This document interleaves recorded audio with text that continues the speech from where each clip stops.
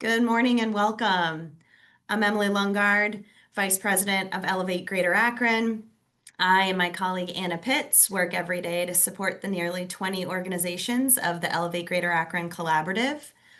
We're so happy to have you with us today. It's a real pleasure to be with you, even if virtually. Thank you for attending this inaugural webinar. It's the first of a series of quarterly webinars to come. We've really designed these webinars to share more with you, the key community and business leaders, all about what the Elevate Collaborative is, what we're working on, and the impact our collaborative leader organizations are having right here in our community. So on behalf of the entire collaborative, we hope this webinar today and then the series to come is really an opportunity to be in dialogue with you and answer all of your questions. So as additional attendees join the webinar today, we're gonna kick off with a brief 6-minute video. I think it's really gonna set the stage for today's discussion. So with that, Anna, take it away. In a time when economic landscapes are shifting fast, one region is rising to the challenge. Elevate Greater Akron, a powerhouse collaboration of government, business, and civic leaders, is driving forward shared prosperity. Born in 2018 from the bold vision of the County of Summit, City of Akron, Greater Akron Chamber, and JAR Foundation, Elevate Greater Akron was built to transform how economic development gets done. So Elevate Greater Akron came together about 5 or 6 years ago when we really took a look at our economic situation in Greater Akron and decided that if we don't start making some bigger bets or doing some more work to collaborate and connect resources, we're not going to create the kind of growth that we need. Today, Elevate is comprised of nearly 20 partners united by a shared vision. Focus on what works, collaborate, and grow the region. I would describe Elevate Greater Akron as a great initiative that has brought so many of our key stakeholders, organizations in our community together in a true collaborative process. Elevate Greater Akron is really a way of working. So it's a mutual commitment to improving the way that we serve businesses and thinking about the way that we work from a business-first mentality. Our shared priorities, coordinating support of businesses, or what we call the new fundamentals, sustainable polymers, continuing our rise as the global polymer capital, economic inclusion, championing opportunity for all of Greater Akron and Downtown Akron. Recognizing a strong downtown means a strong region. A strong downtown, a strong center really provides the vibrancy, the activity, the backbone to the region. We've got great partners working in downtown. We have everybody from the Downtown Akron Partnership that is making sure that our community is clean and safe and that we've got great programming happening. We have the new Downtown Akron Development Corporation, which is going to focus on real estate investment and development support. We've got partners like the DFA, which is our port authority in this community, that is really focused on creating the incentives and the financing and the deals that can make projects happen. So strong downtown and strong region really pulls together representatives from the Downtown Akron Partnership, from the city, from the county, from the philanthropic community, and from the University of Akron to think collectively about what are the key things that we need to focus on in the downtown environment. Small businesses are the heartbeat of our community. When we talk about how we activate downtown, most people think about at the street level, like what's happening at the street level, and that really sets the tone for what happens in our upper floors of our buildings. And so our small businesses are key to that. Investment in small business downtown has an additive basis because they are having access to capital so they can lease space, fill those storefronts, or maybe even own some property downtown. Being located downtown Akron was a dream of mine that came true, so I'm very excited to be here. I love my space. So I received a loan, a few grants in order to open this business. It was a very lengthy process, but they worked hand in hand with you. Downtown Akron Partnership, they've supported me a lot of hands-on assistance. They're here weekly, and they do weekly check-ins with us. Hey, working with the City of Akron has brought a lot of additional resources to me that I did not know was available. What excites me the most about the momentum in downtown Akron is that it just keeps coming, and every time we get closer and closer to the next big thing, we just look straight ahead for the next milestone. Success in an economy is a lot about place. It's a lot about the places that we choose to invest, where we can create density and activity and all kinds of productive collisions, and downtowns are perfect for that. Across the U.S., communities are being reshaped. Those who set a plan to collectively attracting and supporting businesses, residents, and visitors into a dense city center like Elevate Greater Akron has done will come out on top. I think about the priorities of Mayor Malik's campaign and now Mayor Malik's administration and how those guide the work of City Hall on every day. And they overlap with the priorities of Elevate Greater Akron. And so by having us all at the table together and us all being able to unite our work around some specific priorities that we know will benefit our region, we're able to keep to a plan, like stick to a plan and be able to measure our progress on that plan. If you don't have an alignment of goals, strategies, a plan, like we have a downtown plan, if we do not have that, then investment oftentimes can be thrown at different places, and then you're not going to see the growth potential that you could if you have that alignment of the strategies. Elevate Greater Akron is a collaboration. It's a way of key organizations and institutions coming together from our business community, our philanthropic community, local governments, and other institutions that drive economic development to really put our shoulders into the work that we all believe is important to create a better place for investment, a better place for growth, a better place for jobs. Elevate Greater Akron is leading the way for a stronger downtown and a stronger region. Learn more at www.elevategreaterakron.org. Be part of the collaboration. Let's elevate Greater Akron together. Thank you so much for that video. I hope everyone enjoyed it. Brief overview of Elevate and a little bit about what you're going to hear today from our panelists. So welcome once again to everyone who has joined us. This is our inaugural Elevate Greater Akron webinar, and it's just fantastic to have you with us. So I mentioned before, and I'll reiterate that this is the first of a quarterly series that we are beginning today. And this webinar series is really designed to share more with you, our key community leaders, business leaders, all about what's happening with Elevate Greater Akron, our shared priorities, our shared progress, our shared projects that we are working on day in and day out. So during today's webinar and future webinars, we promise to always bring you some strong data, have frank dialogue, and always leave you with some tangible kind of calls to action, to-dos, ways to get involved. Once again, I'm Emily Lungard. I'm the Vice President for Elevate Greater Akron. And today's webinar is really honing in on one of the 4 Elevate shared priorities: strong downtown, strong region. We're going to be hearing today from a national placemaking expert, as well as a panel of local experts who lead Elevate Greater Akron.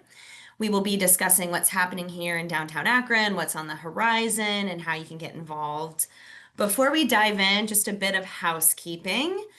Today's question and answer will be facilitated through the Q&A function here on Zoom.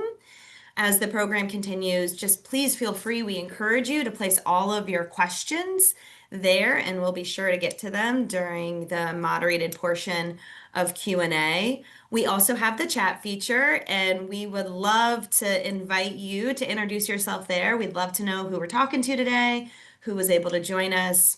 So please feel free to put your name, organization, and say hi in the chat. So with that, please know we will be sharing the slides, contact information, and other follow-up after the event. But please enjoy what we have to share. We'll go to our next slide. So Elevate advances our community's economic development priorities through a number of ways. We do it by convening and coordinating on our day-to-day efforts and longer-term strategic plans. We craft innovative projects together. And of course, we research best practices. We see what's working across the country. That's how our first speaker comes to us today. Since its creation, actually, Elevate Greater Akron, leaders have worked with the experts over at the Brookings Institution, and they've helped us be data-driven and forward-thinking. We're really honored to have Tracy with us today from Brookings Institution. Tracy is a fellow at Brookings Metro, where she integrates her interests on the boards of Washington Metropolitan Area Transit Authority, Greater Washington, and District Bridges. Some of her most recent work covers early insights on the impact of federal downsizing in the DMV region, as well as tax incentives and adaptive reuse. Further writings include 2 co-authored chapters in Hyperlocal, Place Governance in a Fragmented World, and a series on the future of downtowns, what we'll hear about today. Tracy previously served 2 years on the City Council of Mount Rainier, a small town in Prince George's County, Maryland. With that, I'd love us all to say welcome to Tracy. Hi, everyone. Hi, Tracy. We'll let you take it away. Okay. All right, Akron. Thank you for inviting me here today. So as Emily said, I'm a fellow at the Brookings Institution, and I study commercial real estate. So for the past few years, I've been doing some work studying the evolution of American downtowns in the post-COVID era, right? Like my phone is like burning up with people asking questions about this. And so I was like, okay, I actually need to look into this. I don't know the answer. I started out by looking at the very biggest US cities, but then pivoting to small and mid-sized cities. And I'm here to share with you just a bit about what I've learned. Okay, so let's start with what is a downtown. Next slide. So for the average US city, what's going to come to mind first is that the downtown is an office district. It's the place with the tallest buildings. And inside those buildings, people are having meetings, negotiating deals, setting strategy, checking budget versus actual, issuing press releases. The typical US downtown is 70 to 75% office space in terms of the square footage of the buildings that are there. So this should be the first thing that comes to mind. But downtowns are more than that. In the office buildings, people are making one kind of deals based on the exchange of information. But the ancient historical purpose of downtowns is as centers for the exchange of goods. Whether it's luxury on the high street or secondhand at a flea market, downtowns still do have a commercial function, even after the suburbanization of retail and the rise of malls. At its best, downtown retail is different than a suburban mall experience, obviously. It's experiential, even for people who aren't directly participating. Next slide. Downtowns are also civic anchors. This is the place where there are the big public spaces and the buildings that house the functions of public power. So that's where people go when it's time to protest, to grieve, to honor, to celebrate, sometimes to do all of those things at the same time. Next slide. And there's a simple reason why all of this is happening downtown, because downtowns are physical centers.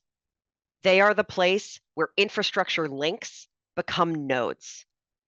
Those nodes, that's the thing that makes connections possible. Next slide. Okay, so let's dive in to what makes downtowns tick and how to make them work better and for more people in this post-COVID era. First, I'm going to talk about, what you think Brookings is going to talk about, right? We have a lot of economists here, so let's start with the economic stuff. I got to make you look at a graph. Productive downtowns are the heart of productive cities and regions. Across every single major US metro area, the downtown is the most intense job cluster in the entire region. This is not just about concentrating higher wage jobs, though. You might be thinking, yes, law firms, finance, public administration. But downtowns are also clusters of lower wage jobs, like those in arts or hospitality. So it's really across sectors, educational backgrounds, and income levels that downtowns are relevant and important as accessible job centers. Regions that concentrate more of their jobs downtown have higher productivity per job. That's what this graph shows. Economists have a big $1 million word for that. It's called agglomeration. The agglomeration effect means that instead of 1 + 1 equaling 2, when you put the 1 and the 1 very physically close together, you can get 3. That's the magic math of agglomeration.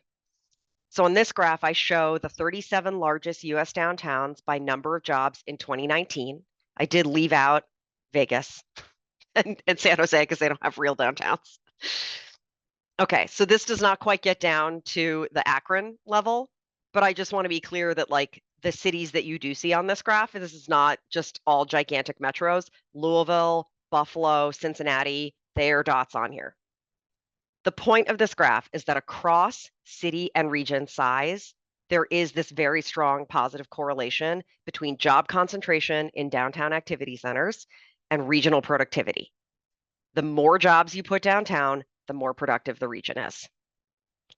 The median major US downtown concentrates 11% of all of the jobs in a region. So that's not, half or anything, right? But the point is that you won't find any other one location within a region that has such a high share of jobs. I think the question that everyone has now is that we're in the age of remote and hybrid work.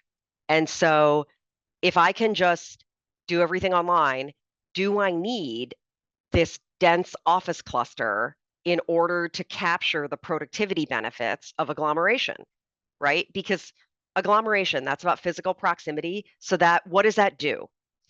Well, historically, that makes it easy to search. It reduces the cost of communication and it eliminates the cost of travel. But going online also does all those things. So we really need, in the post-COVID era, to understand exactly what is the mechanism behind the productivity boom of agglomeration. What's that really about?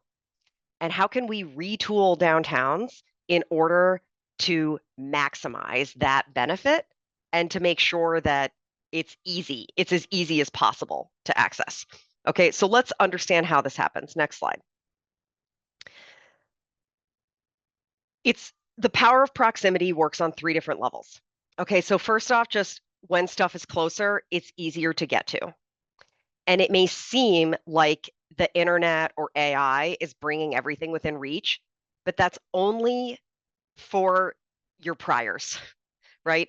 If you know what to search for, who to talk to, and that you can trust them, then yes, the internet does those things. But when you are innovating, you're doing something new. You can't operate 100% on priors. You need the tacit, unwritten knowledge, inputs that come from friends of friends of friends that you don't even know yet you need. And you can't catch that spark unless you spot it in front of you. Downtowns bring assets close together in a 3-dimensional economic geography that works at the 3 scales I'm showing here. First, the building level, right? Just straight up density, just putting a lot of stuff on one piece of land. But downtowns also work at the district level by clustering assets horizontally in proximity. That's all about walkability. And so retooling downtowns to make them absolutely as walkable as possible will help maximize the transfer of tacit knowledge. And then finally, downtowns also have an effect at the regional level, which is that even if you're not located downtown, just being located near downtown can have some proximity benefits, especially in a small and mid-sized region where almost everything is like not that far from downtown. And so what we see across US metro areas is that when downtown is doing well, even other activity centers outside the downtown also do well because they're often simply physically close and connected to the downtown. And so improving connections between activity centers can also strengthen both the downtown and the regional economy as a whole. Next slide. Okay, so that last map that I was showing there needs a little bit more discussion. That was a map of activity centers in the Akron region that I made for a recent research project. And what you see on that map is that downtown Akron is relatively unique in terms of the kind of activity center it is. There are just a few orange spots on that map. Those orange spots are places that have the densest and most diverse mix of assets in the whole region. So all kinds of activity centers are important, but that glowing orange center is particularly unique and needs to be managed in a particular way that isn't like what other activity centers need in order to maximize its unique value. Next slide. Okay, so activity centers are a network within a region, but the health of the whole network is uniquely conditioned on the health and function of the central node. That does not mean the other nodes don't matter. It just means that the middle node is like the keystone of an arch, right? It's load bearing and it's important to the function of the whole thing. So for example, 13% of Akron households do not have access to a car. They can't go anywhere in Summit County in 15 minutes, except probably downtown. So for very critical functions, whether that's work, jury duty, what have you, downtown has to be understood and managed as if it belongs to everybody, including those with the fewest resources, regardless of whether they literally work downtown or not, because downtown is serving some function for every household in the county. Next slide. But while the downtown accessible location is particularly important for people who have accessibility or mobility challenges, I also want to emphasize that at the end of the day, regional accessibility has market value, right? And we see downtown's market value capitalized into land value, some of which is returned to the city in property taxes, but the vast majority of which belongs to landowners. So cities need mechanisms to continuously renew and reinvest in the value of a downtown to keep it accessible and useful for everyone. And Akron's new development corporation is an example of the kind of budgetary and governance structure that you need in order to work on that. And it's just critical to sustain that over time. Next slide. Okay, so just hang in with me. We're at the back end of the talk now. We're getting there, but I do have to make you look at another graph. Next slide. Okay, so I told you right at the beginning of this talk that the typical US downtown is 70% office space. But actually, Akron is even more over-indexed on office than the average US downtown. What's interesting is that it's true that Akron's over-indexed on office at the same time as it's also true that Akron is ahead on housing in downtown. So this is not just about converting offices into housing, right, in order to deal with office oversupply. Sometimes those conversions make sense and they should happen, but tweaking the product mix in downtown Akron is also about building new housing in a great location and pushing the development of play spaces. So that's a category that includes not just like the amazing public space and trail investments that Akron has made, but this is a category that also includes hotels and retail. And this is a big area where downtown Akron needs to grow and improve, while understanding that office will always be the dominant land use downtown and that the key value proposition of downtown will always start as a job center. Next slide. Okay, but the final reason why downtown's never just going to be another neighborhood, even though having housing downtown is good. Part of the goodness of the mix of a downtown is that unlike your neighborhood where you live, downtown is a place where it is normal and expected to encounter people lots of people that you don't already know, right? Remember from the economic part, the importance of accidental encounters, tacit knowledge. You go downtown to find what you don't even know you need yet. But that is really hard right now. There are some basic facts that make this hard. We are in a time of heightened partisanship and division where social trust is at a historic low. So when we looked at violent crime trends, for example, we found that even as violent crime surged and then declined during and after the pandemic, the share of violent crimes that are murders or other gun violence has gone way up. And so that's scary. And that's something that's affecting both how law enforcement does its job, but also all of our day-to-day and how we feel about the world, right? Homelessness is also increasing, and that's a massive issue. We did interviews across large and small to mid-sized cities.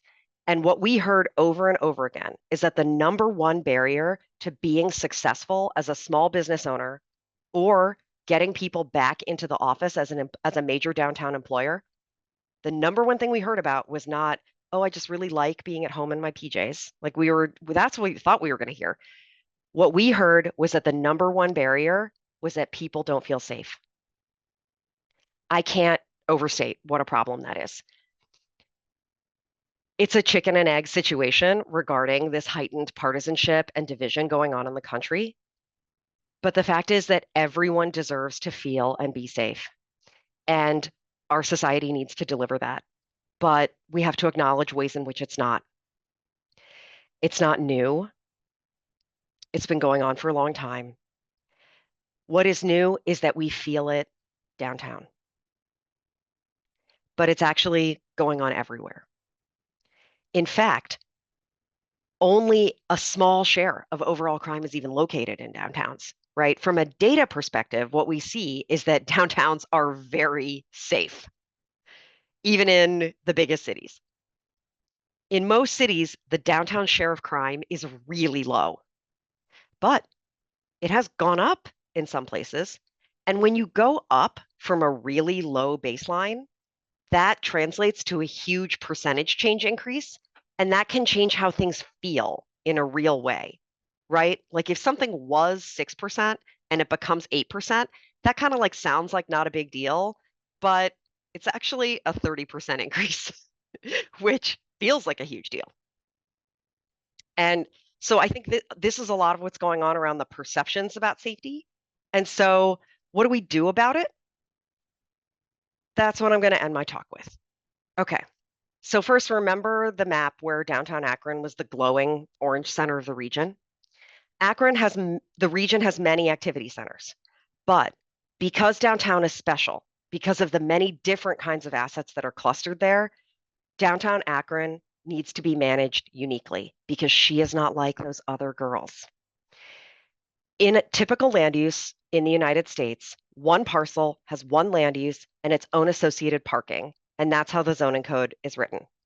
That works for commodity land use in a lot of contexts, but it's death for downtown.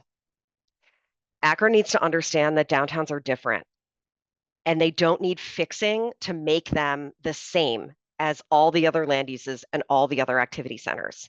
Instead, be creative about, for example, how parking is managed. Next slide. In big metro areas where there's a ton of traffic, downtowns have a competitive advantage because they're located in the center of a mega region. So they don't necessarily have to excel at other aspects of place management because people's only alternative to downtown is becoming a skeleton in a car in traffic. That is not the case in small and mid-sized places. People have other options. In fact, essentially unlimited other options, especially people who can telework, right? So the downtown of the future in a small and mid-sized city has to be one that leans into capturing a wide and diverse spectrum of casual visitation through both locations and programming.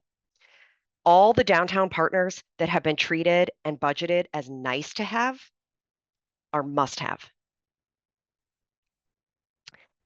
Okay, and I brought up crime and homelessness.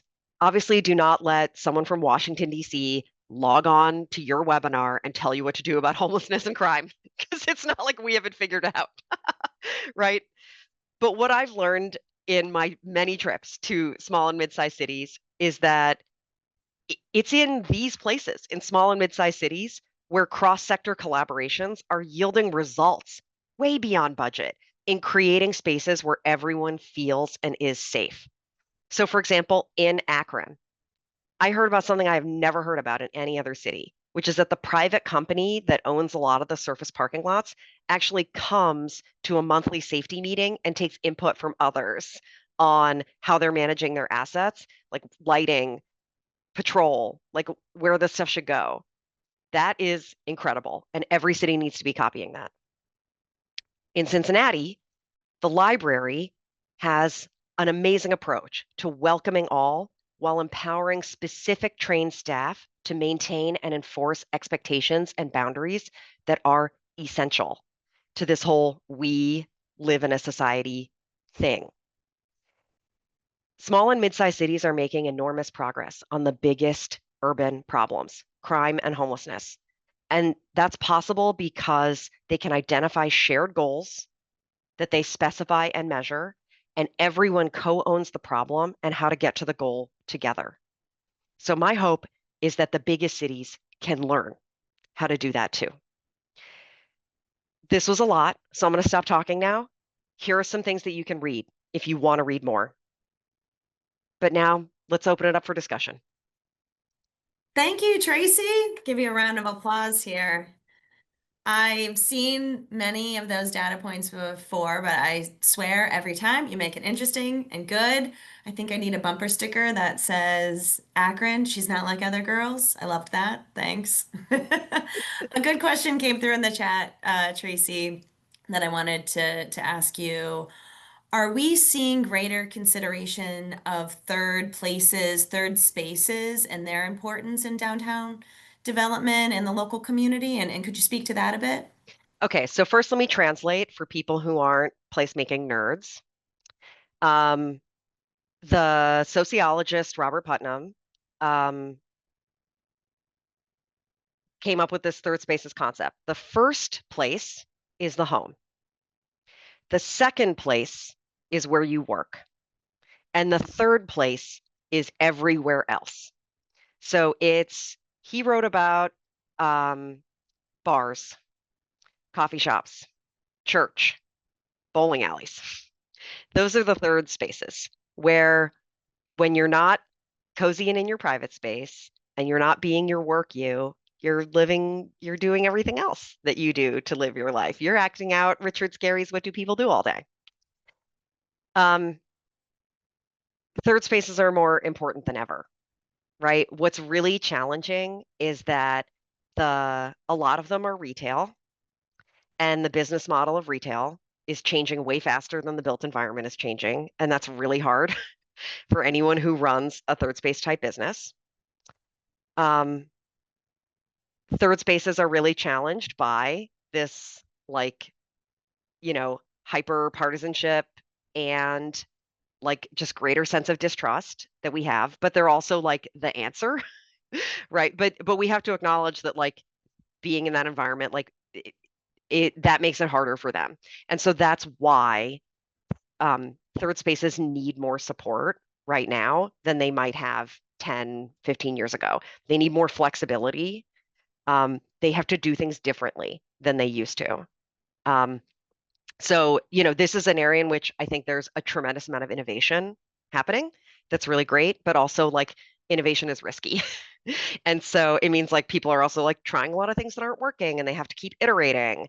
And so, I think people grieve every time a third space changes or closes, but also we just need to understand that this is a time in which we need to innovate, and that while it's sad when something closes, it's also awesome when something new opens, and we got to give that a try. Thanks. Yeah, that's great, Tracy. Another just amazing value you've brought here to Elevate Greater Akron Collaborative is being able to share what's happening in other cities, but especially peer cities, like cities. One of the slides you shared was about the over-index of office space, how that's happening across the country, but especially here in Akron. What have you seen other cities doing about that? And is there anything in particular that's really innovative or neat that's worth sharing for our group today? Yeah. So obviously office to residential conversion, it's a thing. But underperforming office space needs to be removed from the market, and sometimes it's okay to just demolish it, convert it to literally a school, a data center, like light industrial. Like I have seen like every single, like I just got back from Rochester and I've seen like some of the coolest. I saw several like partial conversions where like part of the tower is still office and then part of the tower is residential, and I saw that for luxury product and also for student housing, right? So there isn't like a just one way to do that, but basically the general idea is removing underperforming B and C office product from the market in order to strengthen demand for the remaining product, right? The point is not like, oh my God, offices are over. It's just that the office market needs to be right sized. The trick is that not only is the office market not over, the flight to quality means that actually we have to invest in office. I know it sounds insane to say we have to do that at the same time as I'm saying there's too much, but what a lot of cities are doing is trying to help and make the case for building owners to invest in the better B and the A product and to move it closer to trophy, right? To help like evolve, because the way we're using offices is changing, right? Offices now want, honestly, a more retail like floor plate than the office of yesteryear. In fact, that's why you see people using storefronts as offices more and more, right? Like doctors and whatnot. So New York and St. Louis, for example, both have they do a sales tax abatement just for the construction materials that are used in upcycling offices. So in other words, converting old offices into new offices. And I think that is a really like targeted, it's a targeted incentive that helps like mitigate some of the risk to cities of like a more spray and pray approach to incent. So that's one that I'm like popping around talking to a lot of people about right now. That's great. Thanks so much, Tracy. Well, we just can't thank you enough for being with us, Tracy. We are running short on time with you, we know, but we're so, so grateful that you made time today and then always to help us here in Akron with so many things we're working on. We will, with your blessing, share your research, your data, your readings with folks, and your contact info. So all these great questions can continue to come your way and you can share your brilliance with us. So thanks so much for joining us, Tracy. Anytime. Great. Well, I'll move us on now to the main portion of our event. I'm really excited. These folks, I'm sure, are no strangers to you. So as they turn on their cameras here, I'll set the stage. We heard so many great data points from Tracy, really across the country, looking at like cities and downtowns and the future of downtowns. And so now we want to zoom in on downtown Akron. We're joined, as I said, with this panel of Elevate Greater Akron leaders. They're really the ones guiding the Elevate Strong Downtown, Strong Region priority. So I see them all here. And as they're getting situated, just a reminder to everybody, don't hesitate to throw your questions into the Q&A. We'll be moderating that throughout the panel discussion here. And hopefully at the end, we'll have plenty of time for a question and answer. So I'm going to do some quick intros here for anybody who's not familiar with our three panelists. First, we're really pleased to have Kimberly Beckett with us. As President and CEO, Kimberly oversees all aspects of the work of Downtown Akron Partnership. That includes public space management, clean and safe programming, neighborhood economic development and planning, strategic marketing, and communications. She works closely with downtown stakeholders, local government leaders, property owners, commercial retail businesses, and residents to advance the downtown neighborhood. Kimberly received her bachelor's from University of Wisconsin-Madison and master's public administration from University of Akron. Thanks for being with us, Kimberly.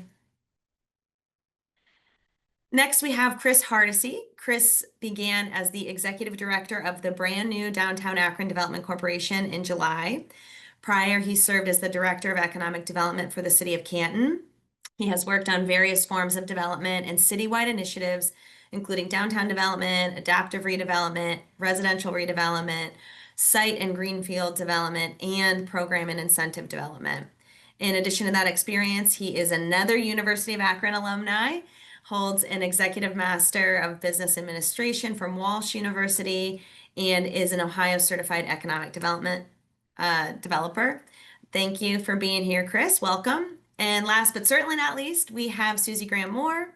Susie serves the citizens of Akron as the Director of Economic Development. For 12 years, Susie served as the President and CEO of Downtown Akron Partnership.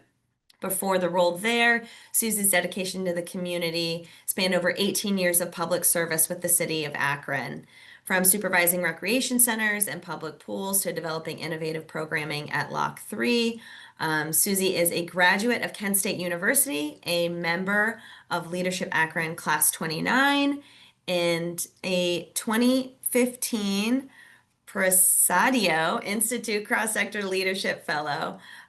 She has the benefit of learning both from national expertise and then, of course, here locally. She and her husband and 2 children call Akron home. So thanks so much to all 3 of you for being here. I couldn't be more pleased for everyone on the line to hear directly from our leaders. So we'll just go ahead and dive right in. As Tracy laid out for us, downtowns are complex, they're important. Kimberly, I wonder if you could start us off and just ground that national perspective right here in Akron, kind of level set for us. What do we all need to know as we dive into the panel discussion today? Yeah, thanks, Emily. As it was mentioned in the video, if we're starting at like the big picture for downtown, we have a Downtown Akron Vision and Redevelopment Plan championed by Downtown Akron Partnership, the City of Akron, and a diverse plan and cross-sector planning committee that really helped us see from the high level what our goals are and where our strategy should be. So those main goals are focusing on residential development, a convention center adjacent hotel, building density and retail, and really focusing on retail development and how that can bring people into downtown and also attract our commercial tenants, and activating downtown. So getting people into place, doing things, and enjoying downtown. So as a neighborhood, downtown is the home to many of our important arts and culture and entertainment destinations, Lock 3, the Art Museum, the Civic Theater, the towpath. These are all important anchors and really help our economic development. We are currently home to more than 100 food, beverage, and retail businesses and more than 250 commercial tenants. We have about 3,000 downtown residents, and we welcomed in 2024 about 2.4 million visitors to the neighborhood. Wow, that's impressive. I love some of those quick stats, Kimberly. That's good because now we all have a sort of starting point, a foundation we're working off of for today's discussion. And suffice to say, downtown Akron is experiencing some real momentum by evidence of those statistics. I'd love to hear a bit more from each of you on the highlights of that momentum. What's happening in downtown Akron today? How do your organizations support it? And perhaps how do you work together? Let's start with you, Susie. Sure, thanks so much. So some of the things that we are most excited about at the City of Akron is really seeing those steps forward that are being made in the downtown plan that was established back in 2018, but then refreshed in 2022 post-COVID. We did a gut check essentially to make sure that after such a significant change with the pandemic, that we were on the right path. And so what's exciting to me is that those things that you heard Kimberly mention, we're seeing those changes. And additionally, we're seeing some of the changes that we weren't able to predict at that time, but these are the changes that Tracy was talking about as far as investments in commercial real estate. So number one, the residential transformation that really kicked off, and we were late coming to the residential party for sure, but seeing those ongoing residential changes and transformations and the reinvestment in our old architecture has been tremendous. I think when we did the 2022 plan, we had seen about $176 million in residential investment, and that keeps on going. One of the great things is that Kimberly and her team keeps track of the metrics on our residential occupancy, and so we've seen a strong 88% occupancy since we started doing these residential conversions. So that is really exciting. From the commercial office space, so while we're seeing some of those conversions to residential, and that's certainly supporting our commercial market, to Tracy's point, we were overbuilt from a workplace standpoint. So for years and years and years, downtown was really a Monday through Friday, 9 to 5 kind of scenario, still with really strong performers in the arts and culture space, but dominated by a workforce economy. And so post-COVID, that had some significant impacts on our foot traffic and Monday through Friday. And so seeing the commercial office market take its toll, quite frankly, on some of our commercial structures was difficult to see. But what is inspiring is seeing the acquisition of locations like 50 South Main through Pioneer Acquisitions, and their leadership in acquiring a challenged property and having the wherewithal to invest in it, to do that beneficial conversion to make it a more attractive space. And I would say following suit to that is the great work that was done at One Cascade that really relied on that partnership with the Development Finance Authority playing a lead role, as well as the County of Summit and the Land Bank, and also city support, helping that property stay out of receivership and instead to transfer to a new owner who's excited to reinvest in that location. So seeing that behavior has been particularly exciting to me. And I think one of the other things from the city standpoint is we continue to make investments in public space. Following the $42 million that were invested in the renovation of Main Street, the completion of Lock 3, which was a $17 million public-private partnership, really takes our next steps forward in trying to bring in additional private investment and also elevates the downtown profile so that our friends right next to us in 222 South Main Street and also the Akron Civic Theater have this wonderful third space in Lock 3 that can be enjoyed for large public gatherings, but also on a daily basis as a park type atmosphere for our employees and our residents to enjoy. When I think about other big things happening right now, Chris, I'm thinking of the Downtown Akron Development Corporation. Can you share a bit with folks here on how that came about? What's going on with it? Yeah, thanks, Emily. So for those of you who are not familiar, the Downtown Akron Development Corporation, I guess, has been in concept for a while, but actually physically in existence now, 2025. I started with the corporation as the executive director just this past July. And while Kimberly with the Downtown Akron Partnership focuses a lot on the placemaking concepts, DADC focuses a lot on the space making, real estate improvements, and really understanding the demand for residential, for retail, for other type of commercial uses in our physical spaces that we have here in downtown. So when we're talking about metrics, we're really seeing that there's a demand, right? So we've had an increase in residential. We've had an uptick in inquiries for commercial space as well as retail space. So Akron is trending upward, which is exactly where we want it to go. And that also has shown we've had a number of transactions from a real estate standpoint with new ownership, as Susie had mentioned, and a bunch of different interested parties in investing into buildings. So if that weren't happening, we wouldn't be having this conversation today, right? We wouldn't be seeing an uptick in residents. We wouldn't be seeing an uptick in actually visitors here in downtown. So with all those things, we see that positive trend in real estate, where we're going to be seeing and supporting investments in physical spaces here in downtown converting offices to tower, taking, underutilized office space and maybe turning them to more retail, activating more storefronts and providing support for that. That's great. Thanks, Chris. And you mentioned how you're working kind of hand in glove with the work Kimberly's doing on placemaking and programming. Kimberly, do you want to round us out? What's happening downtown on the programming front?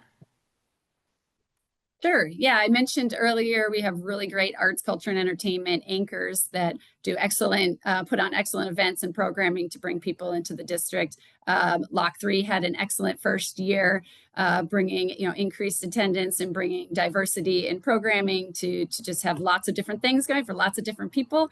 And Downtown Akron Partnership, we host 6 signature events, which welcomed more than 21,000 people to downtown. So as we think about, third spaces, public space programming, getting people into businesses, how we can use marketing to link these two together is super important focus. And that's work that we are focused on this year. So, and ongoing. So we're just always looking for more ways to bring people into downtown and give new and exciting things for people to do. Yeah, thanks. Talk about exciting things to do. You listed all of those restaurants, other businesses downtown.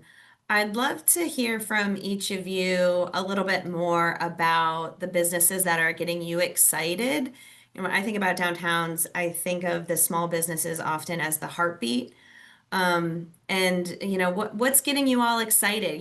What's a list that we all need to know of places downtown? I'll start with you, Kimberly. Yeah, so what happens at that ground level and at the street level really sets the tone for our neighborhood. And we have some really great businesses, some that have been here for a long time, and some that are new. So we have a bunch of businesses that have been here for 10 or more years. The Peanut Shop, Crave, Lockview, Cilantro. In terms of, we're talking about food and restaurant, we have Grismer's, which has been here more than I think 75 years.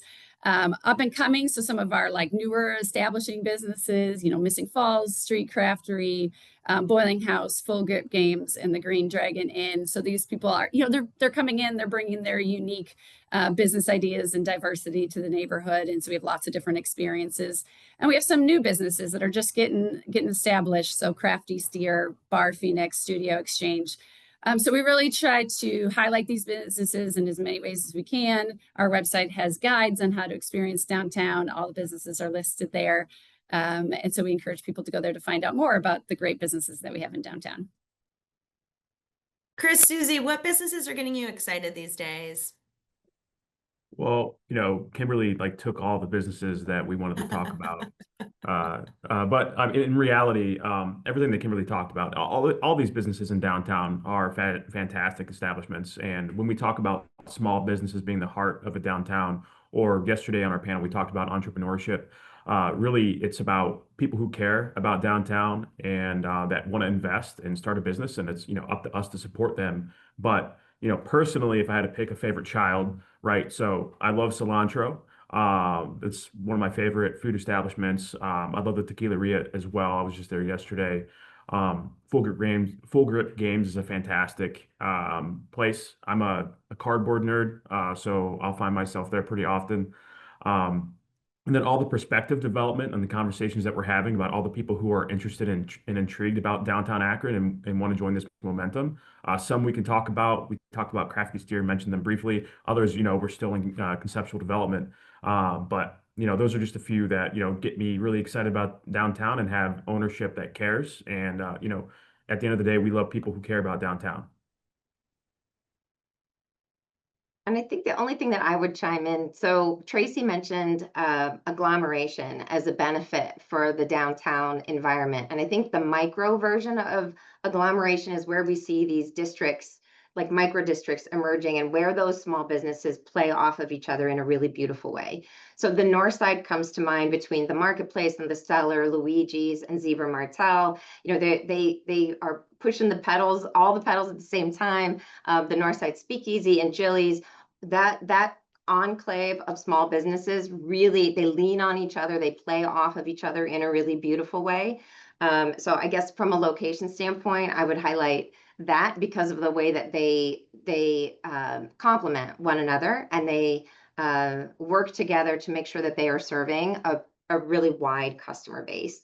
But you see that same pattern in North High Street, for example. You've got the Nightlight and Akron Coffee Roasters and the High Street Hop House and Totally Baked Pizza, all working together to help bring that little district to life and make it relevant, and also make it feel special as well as welcoming. And those small businesses help us take the really large architecture of the downtown neighborhood and break it up into little moments where things function at a more human scale, and they give us more confidence. You know, Tracy pointed out the importance of our downtown. You should be welcome as a stranger, but sometimes if you feel if it feels too large and too difficult to navigate, it becomes very intimidating. And so when those small businesses work closely together to create a district feel, there's so many of them. I'm feeling now like pressure, like I need to name all of them. But Missing Falls on the, you know, on the south side, working together with Sport and Social, they are creating an experience together. And that's hard work. It is hard work to work with someone that you do not know, that you did not necessarily develop a business plan with. But by working together closely and by figuring out how to co-program, you have a stronger chance of survival, you perform better, and then you're also just a better place for your customer base as well. It's a good problem to have when we have so many businesses that are getting us excited in downtown. Susie, since you started answering this a bit, I'm actually going to squeeze in a question from a chat about startups, because I do think it sort of builds on what you started speaking to here. What role do you think, I'll start with you, Susie, startups can play in downtown Akron? And the question here is, what role can they play both practically and visibly to help this momentum shift downtown? Sure. So I think first and foremost, the thing that I would say is know your value as a startup. And so everything you do will contribute to the downtown environment. The more we engage fully with downtown, whether it's we go out to lunch with our colleagues, we go for a walk, we take a business meeting in a location that isn't necessarily our offices, you have this opportunity to have the serendipitous collisions which is exactly why you should be in downtown, right? So you're having a business meeting in a coffee shop, and in comes another business, and maybe there's 6 degrees of someone that's on that team, and you get to talking, and that's where innovation happens. That's what helps make downtown exciting, and that's what helps grow your business. So know your value and show up, I think, is one of the ways that you help to contribute to the downtown and also the city. And then the second, I would just point out the importance of startups in the development of Bounce and in the function of Bounce and the connection to small business services that is available at Bounce. And it's really key importance in our downtown neighborhood on the south side as a center for innovation, a key point of our polymer industry cluster strategy, and then also this place where small business providers can be convened but also be hosted. And so a small business like a startup can find an affordable space in that location. There are also other co-working spaces that are available in the downtown environment as well. And that's one of the strategies that we are using to help fill some of our commercial office space. So the more it can be broken up and made affordable to our startups, that's something that we're really excited to see more of in the downtown environment. I love that. We love good, healthy collisions, right? Chris, Kimberly, anything to add on that? Okay, great. I'm going to switch gears a bit. We've talked about a lot of exciting things, all the momentum, but what do you all see as some of the biggest challenges ahead for downtown Akron right now? I was going to start with you, Susie, but since I just put you on the spot, Kimberly, could you kick us off, and then we'll head over to Chris and go around that way? Sure. Tracy talked a lot about perceptions of safety, and some of the challenges that Akron and other downtowns are facing and have been facing. Some of these things aren't new, but they have been, we have seen them change and evolve over time. So, we're always leaning in different ways that we can, address how do we make sure people feel safe and are welcome into our downtown and into to come down for our events and our businesses. And so by that cross-sector communication, so I think it was mentioned that we convene, our safety partners to really talk through tactical problem solving, like what are we seeing, how can we work together to come up with solutions. And then also people equal vibrancy equals safety. So the more we can get people into spaces, the more people will feel comfortable. And so there's just different ways of approaching that. To really figure out how we can, in our community, which we're a very accessible community, we can work together pretty closely. So just really lean into that to come up with some solutions. Parking perceptions was meant, parking. We have a parking map. The city, we have a wayfinding plan that we've done with the city to really look at signage and identifying parkings. That's one of our big challenges. Just people don't know where it is, and if there's not a sign on it that says it's parking, sometimes it's hard to find. So there's some pieces there in terms of wayfinding and education, and then thinking of what are the next solutions to make sure that parking isn't the barrier that people use about why they don't come downtown. Chris, anything to add there? Or Susie, I see you're off mute. I can go. Kimberly mentioned parking, right? There's plenty of places to park in downtown Akron. People generally have an issue with walking, a couple blocks to get to their destination. So some of the things that we could do better, like was mentioned, some wayfinding, some lighting the areas, that if there's a clear path that's well lit and illuminated from the parking areas to the event or whatever is going on, is going to make people feel more comfortable about coming to downtown and walking in downtown. It's the situations people get in where they park somewhere and then there's a dark alley or a dark sidewalk that people might feel a bit hesitant or uneasy. But those are things that we can work on. We know downtown's safe, and we know that you'd be okay most likely walking down that dark sidewalk, but we really don't want you to have that type of an experience. So we would prefer you to feel comfortable when you come here into downtown. Other challenges for me from a physical development side, financing has been tough over the last couple of years with interest rates. But now that we've seen the Feds kind of take some things down a quarter point here and there, we should see some movement now on some projects with those interest rates dropping. So that's kind of an obstacle that's kind of moving aside now. But those are the real things that I'm seeing on my end. And Chris, I appreciate the attention on parking, so I'm not going to continue on the parking bandwagon, but it is something that comes up frequently, whether it's there's not enough parking sometimes, which, as Tracy's slide demonstrates, there's more than enough, or should I pay for parking? Why should I pay for parking? And I think the other thing that Tracy's slide demonstrated is the importance of density in a downtown. And if we were to take all of those parking spaces and flatten them out, we would have a very remote, very sad experience. So the more density we can build and provide safe and covered parking for folks, those amenities are part of the downtown experience, part of the downtown environment. To be able to visit anywhere between 1 to 100 of those 100 retailers on the same day that you are going to a show at the Civic Theater, or you're coming down for an appointment at the courts, or you're visiting a city office or a business office, to be able to do all those things in one neighborhood is a tremendous advantage. And parking is part of being able to do all of those things in one neighborhood. So it's very important. It's an important amenity for us to provide.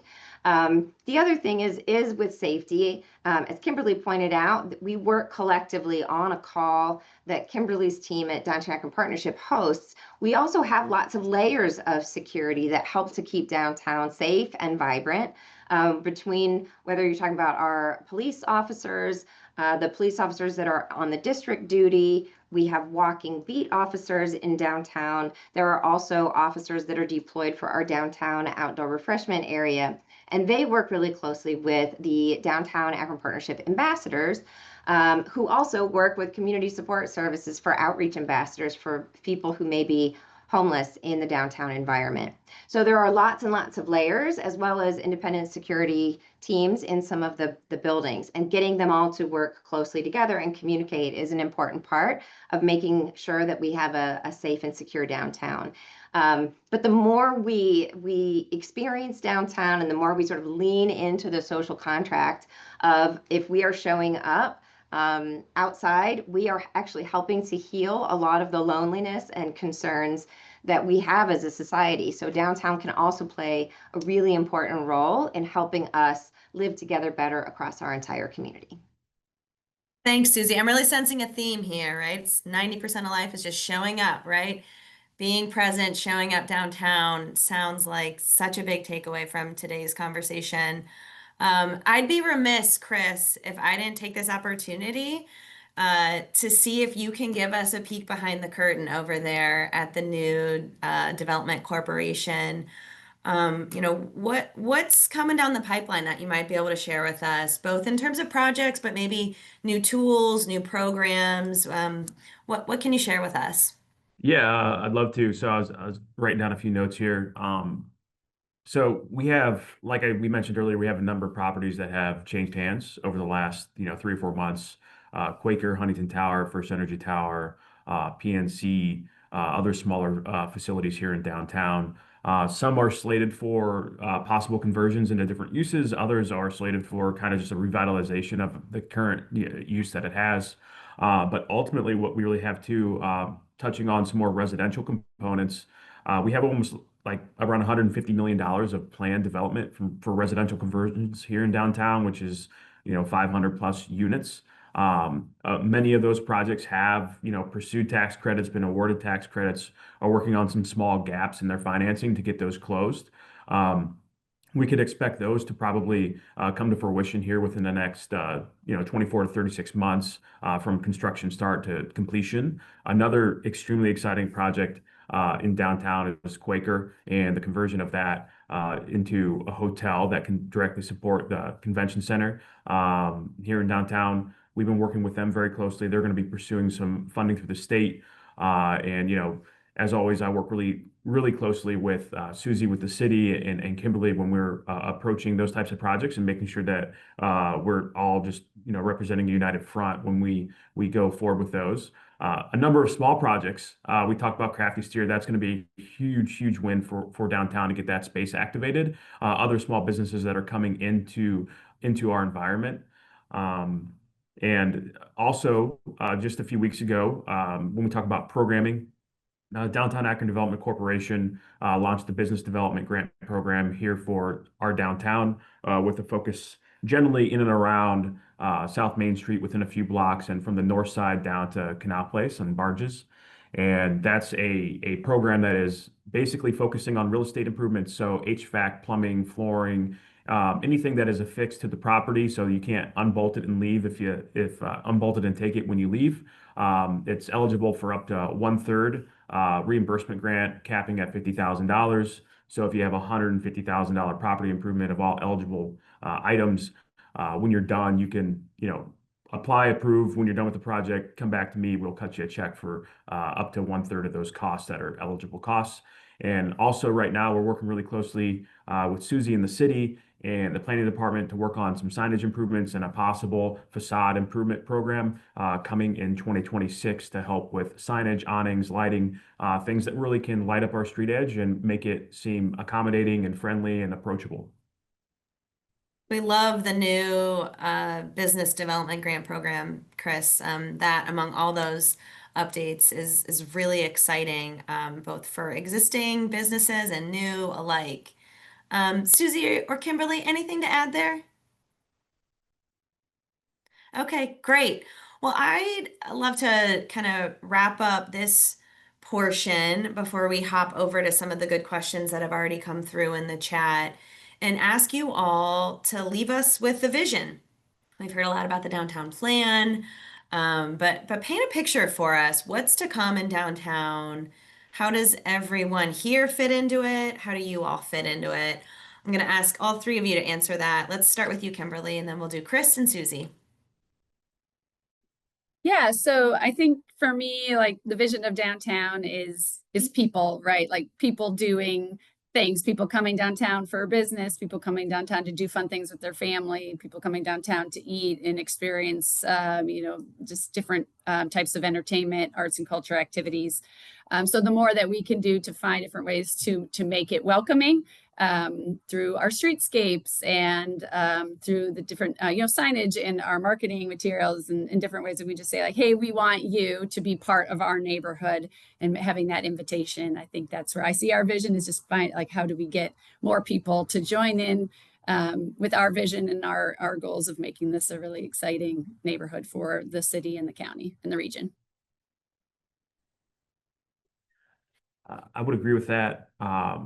On our panel yesterday, we talked about people, right? So, what's to come to downtown for me when we look at all these projects is ultimately just more people in downtown, more people on the sidewalks, more people going to businesses, more activities, more programming, just an overall increase in, vibrancy in downtown and people in downtown. That's going to further just compound and make the case for more people to move here, more people to open businesses here, and more people just to be here and visit downtown Akron. So clearly there's a theme of more. So what we're excited about is more. I do think that one of the things that Tracy said is the importance of ongoing renewal and reinvestment in the downtown. That will always be it is our past. It will always be our future. I think that the transition of the Quakers, so the idea of developing that convention center adjacent hotel, is critically important for us to be able to lean into more play.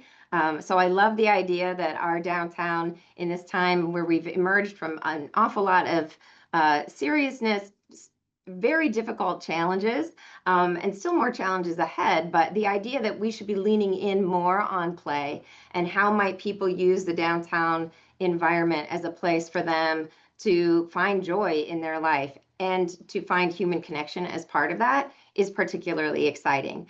We will continue to lean in on these office conversions and residential. We will continue to lean in on making sure that we have an exciting commercial office environment for folks as well.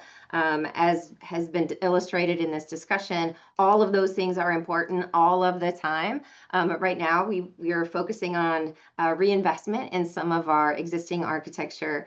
And again, this sort of cycle of renewal and bringing more play into the downtown so that we see more productivity, more value, more innovation, more engagement, and more hope. Thanks, Susie. What a beautiful note to end on there with the vision. We already have a few questions in the chat, so I'll switch gears over to that. I'm going to start with a question that actually came through a little while ago when Tracy was here, but I think you all might have a great perspective on it too. It's all about kind of zoning and what we can do to promote density. So when it comes to community building, I think there's a proven importance around mixed use development and density. I think we heard that even in today's conversation again and again. And what ways can cities like Akron develop our neighborhoods, develop downtown, when zoning and building restrictions make that kind of development cumbersome on a smaller scale? I'm wondering if you all have thoughts on that, or perhaps is this something that you're working on thinking about right now? Sure. So I appreciate the question from Will. And as he knows, we are thinking about this all of the time. So not downtown, but the entire city's zoning code is in need of being updated to help us move to a more form-based approach, which we've seen be very successful in some of our smaller neighborhoods. Taking on a zoning change for the entire city is something that's going to require investment of time and resources. But we want to make sure that we're following a zoning pattern that prioritizes density, that prioritizes more about the way that we want things to look. And so I'm sorry, I just threw out form-based code without explaining it, but prioritizing the form, prioritizing the type of architecture that we want to see, and a mix of uses and a prioritization on density. So zoning is something for sure that helps guide not only the downtown, but our smaller neighborhood business districts as well. And you can feel in whether it's Akron or any other city, when you have a neighborhood, an older neighborhood business district, you can oftentimes feel how it functions really beautifully with its surrounding neighborhood, and it increases walkability, it increases sociability, it increases safety, it does all of those things.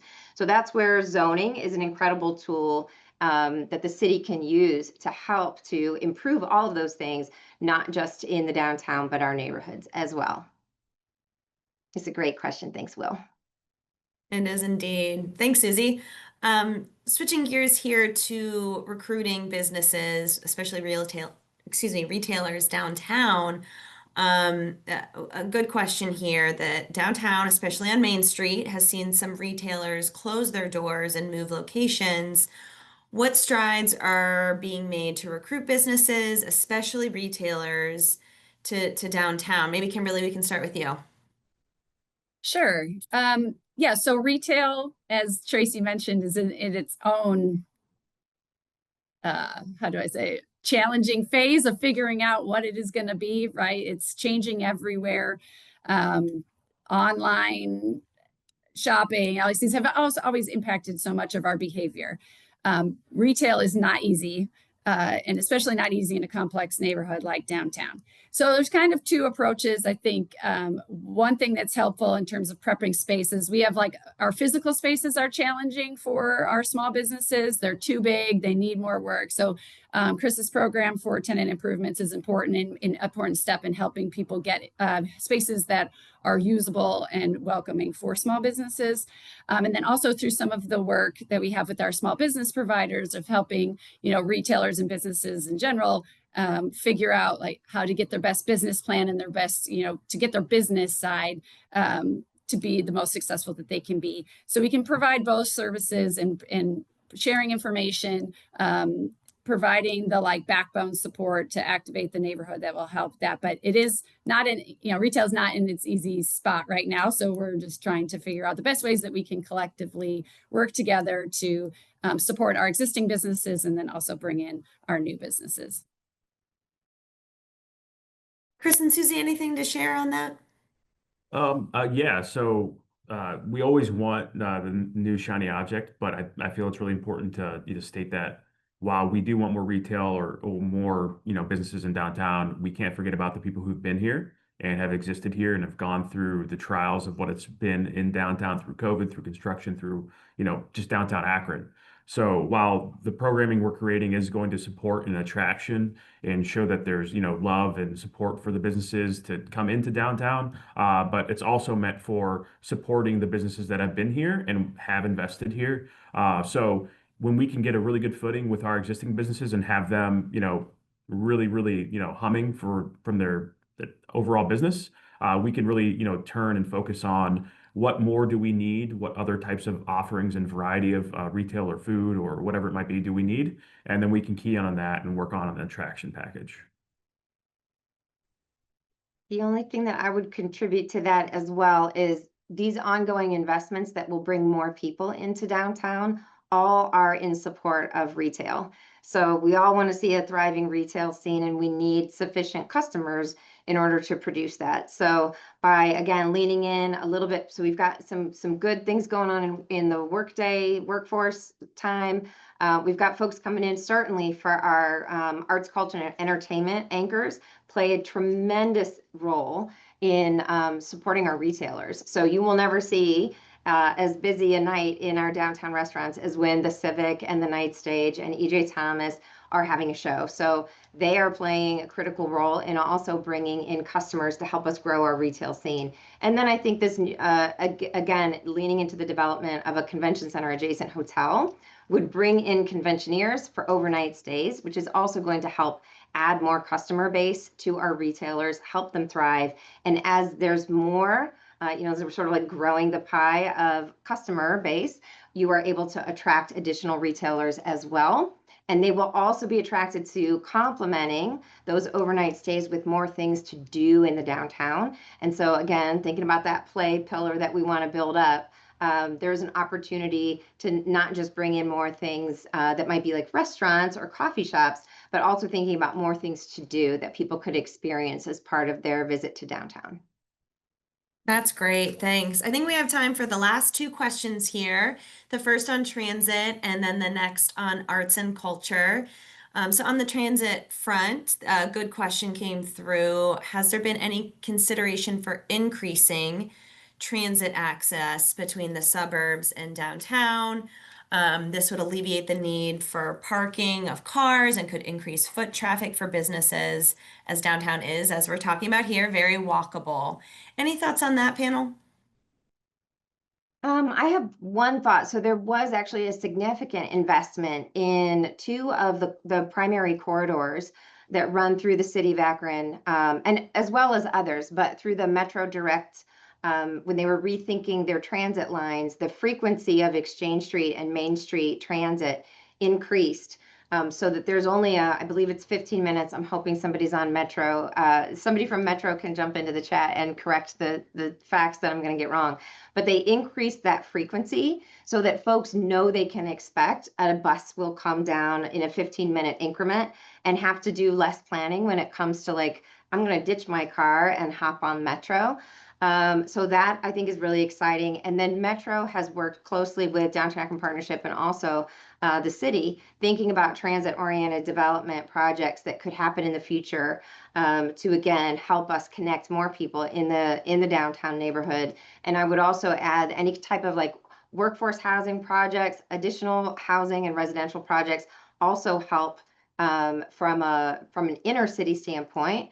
People choose a more car-free life as well. So all of those things, I think all at the same time, are directions that we want to go from a transit standpoint.